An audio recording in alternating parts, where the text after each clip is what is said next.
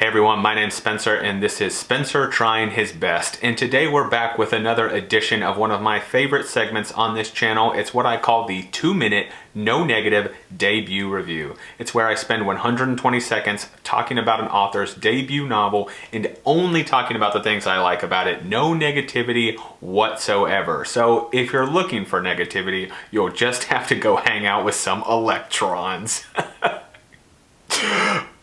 Because those are negatively charged particles. That and the fact that the mitochondria is the powerhouse of the cell is really the bulk of my science knowledge. Today I'm going to be talking about Jennie Wexler's book, Where It All Lands. This is a contemporary young adult novel that was published last year that examines what happens to 3 teens when their lives are fundamentally altered by a simple coin toss. You see, when new girl Stevie moves to town, best friends Drew and Shane both want to ask her out. But instead of fighting about it, they decide to, you guessed it, flip a coin. So, the first third of this book examines what happens in a reality where Drew wins that coin toss, and the second third of the book happens in a reality where Shane won that coin toss. The last third of the book alternates between the two as the conflicts come to a head. So, why was this book so amazing? Well, let's dive into the review. One of the things I loved about this book right off the bat was the basic premise. I love a good story that examines alternate realities without getting into the stickiness of the science of alternate realities. I mean, I read books to be entertained, not think about math, which is why I still have no idea what Life of Pi is about. If you're a fan of the show Community, you may remember the episode where the gang has a game night and then they roll a 6-sided die to decide which one of them should pick up the pizza. Okay. Starting on my left with 1, your number comes up, you go. Just so you know, Jeff, you were not creating 6 different timelines. Of course I am, Abed. And then the episode goes on to examine what happens in each reality where each different person picks up the food. This book is kind of like that, only not as insane. One of my concerns was that Stevie's point of view might get a little boring since she's present throughout both realities and we're hearing from her a lot, but that doesn't happen. Her voice is fresh and intriguing throughout the book, and that's really great.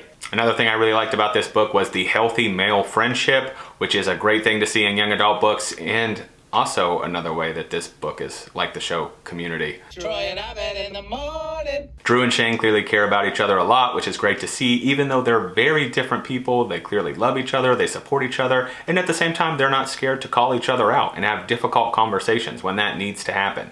And like most male friendship experiences I've had in my life, it was nice to see that even their biggest fights could be resolved with a game of pickup basketball and a nearly unspoken apology, because we're men and any sincere feelings pretty much scare us to death. And one of the last things I liked about Where It All Lands is the deep and nuanced role that fatherhood played in this book. You see, Drew and Shane both have complex relationships with their fathers. Drew is constantly fighting with his emotionally distanced father while at the same time yearning for his approval, and Shane is grieving his very supportive father who passed away. The boys have multiple conversations about their fathers, talking their issues through, trying to work things out, and at times they're jealous of one another.